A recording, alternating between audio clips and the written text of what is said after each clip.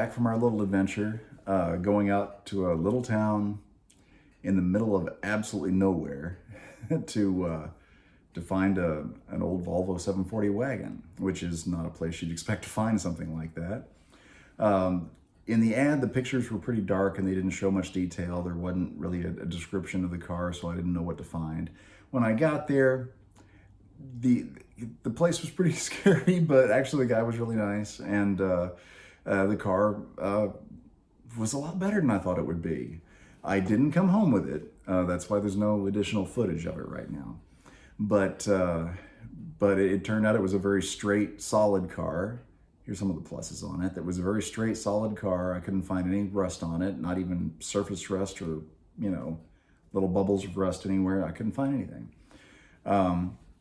It ran great, didn't appear to have any major leaks. Transmission shifted fine. It rode well, handled well. It has fairly new tires on it. That alone might be worth going ahead and getting it.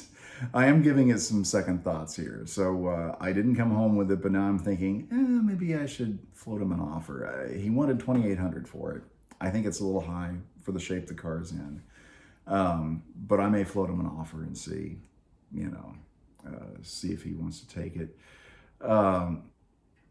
So it ran great. Engine compartment was pretty clean. It had a few jury-rigged wires under the hood, but probably nothing that couldn't be sorted out pretty easily.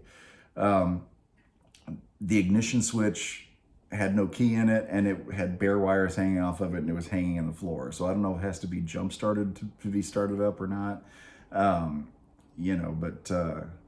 because it was already started when I got there, and I was afraid to touch anything, so I didn't try to turn it off and start it myself. So there's that. The fuel door was missing. That's pretty common on those. One of the hubcaps was broken and wouldn't fit on it. That's pretty common. Easy enough stuff to fix. I think I actually have a spare fuel door here at the house. Anyway, so it ran great, no major leaks. The air conditioning blew cold, which was a plus. I didn't expect that.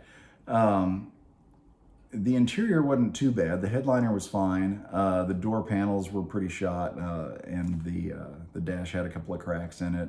The driver's seat was pretty shot. The rest of it wasn't that bad. I was surprised. Stained carpet, a detail and cleanup would fix that. The things that made me hesitate were the ignition switch and the fact that the lower dash panel was removed. It was in the back seat, he had it, but it had been removed, and I'm not sure why. All the gauges seemed to work.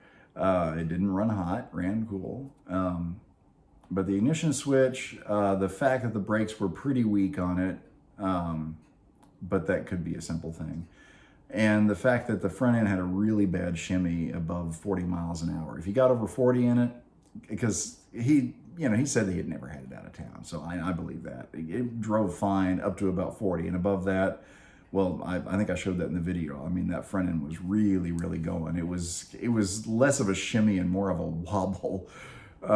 So it would have to be trailered to get it home. It was not something I could have just given him the money, jumped in it, and driven it home. I'd have to either have it towed or have a garage out there, look at the front end and fix it. So anyway, so those are the drawbacks of it, but it does have enough pluses that I'm still thinking about it.